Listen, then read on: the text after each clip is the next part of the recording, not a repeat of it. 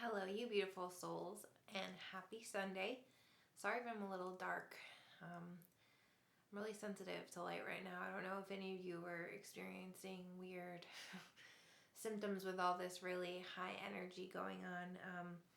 But I wanted to talk to you today about something that I'm going through. Just because I think as we get further down this path, it will be something that we all run across sooner or later, and probably in different ways. So since April, I have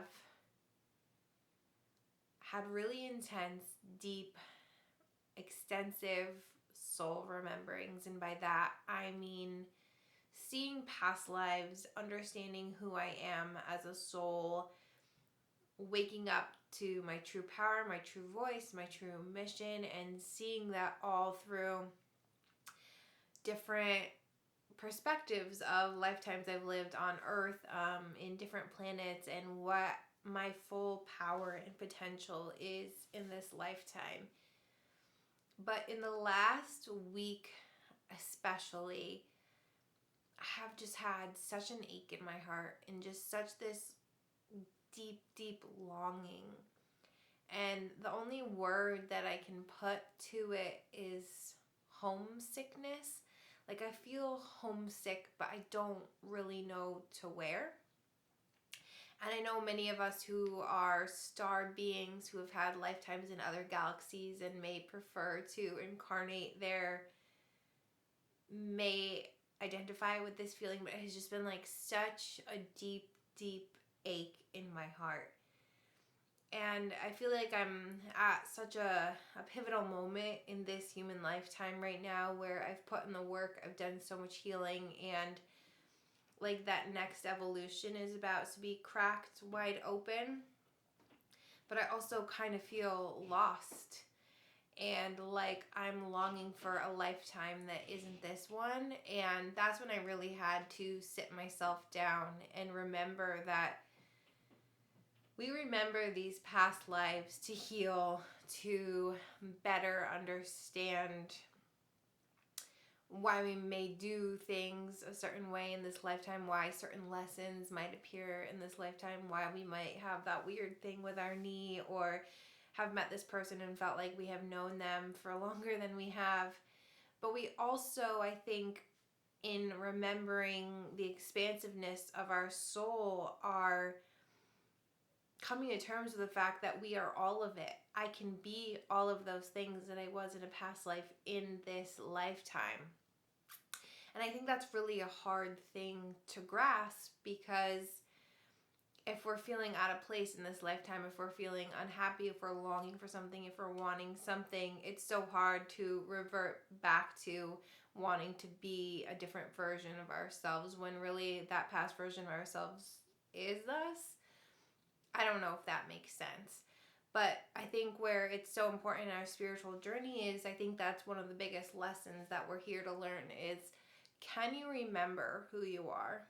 Can you remember your true power? And then can you integrate it into this human experience? Can you understand your infinite consciousness and the love for your soul, and how much power you really have, how much wisdom you really have, how much knowing you have, and can you anchor that in your heart and still exist in this 3D world where, I don't know about you, but I kind of just want to be in a cave, because the world right now is going through some huge shifts, and sometimes it's really hard to exist as a person who has been working on their sovereignty, as a person who has been working on their voice, as a person who has been working on their own energy field. So I think it's such an important practice that we're always going to have to do, is figure out, how can I take this knowing and this wisdom and this feeling of euphoria and unconditional love that I feel when I am accessing those parts of myself, and how do I bring that into this present moment and into this lifetime? And so that's what I've really been struggling with. That's what I've been figuring out how to do. And I think we're all having these really deep rememberings right now, whether you know it or not, whether you're just attributing it to like deja vu, or whether you just get this thought about something. We're all having these really deep activations and rememberings right now because we're being called to step up, and we're being called to step into our true power. And with that, I think that understanding of our expansiveness and wholeness as a soul is really beneficial to kind of being that powerful foundation.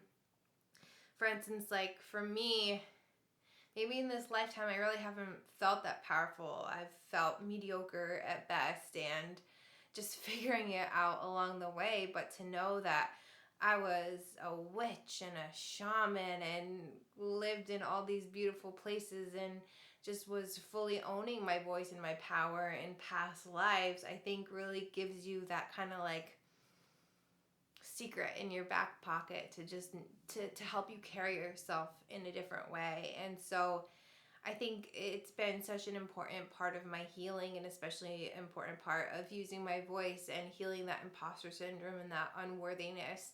But it comes with like some deep emotional things to work through, especially when for me, a lot of it hasn't been like things to heal in past lives, but just true rememberings and seeing them and seeing them. And because I feel like I'm at such this crossroad where I'm not necessarily rooted yet in this human experience, like my soul and my mind are, but like in terms of like a tangible human life, I don't think I'm there yet. So having these rememberings of like being magical and being powerful, it's hard not to feel lack in this human lifetime. So it's been such a interesting lesson in integration and how you carry yourself and match that energy and that vibration when the tangible human world doesn't necessarily feel that way.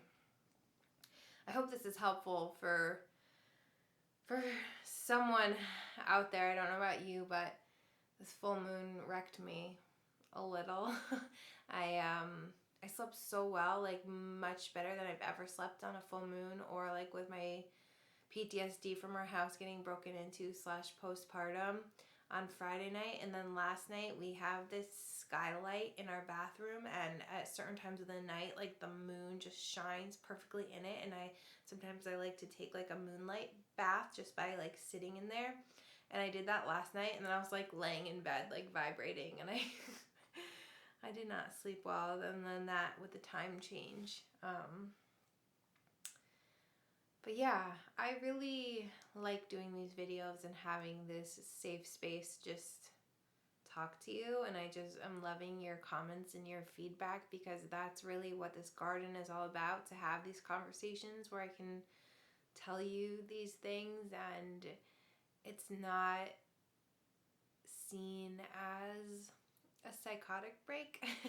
That's a little extreme, but I think there's such high tension right now that there's only certain people that you can kind of have these types of conversations with without being like sucked back into that 3D world, really. Like I feel like I live so much in this beautiful bubble, and then it's really hard when I get sucked back in to the matrix. But that's why we have these tools, and that's why we practice, and that's why we have this community to support one another and be each other's accountability partner, and kind of like hold that rope and that tether when one of us is floating away. So sending you so much light and love as always. I can't believe it's November already, but October and November are my favorite months of the year, and I don't know what's gonna happen this week. As I said that, I got leg chills, which basically is like my intuition physically manifesting. And I personally have seen glimpses of things, and I don't know if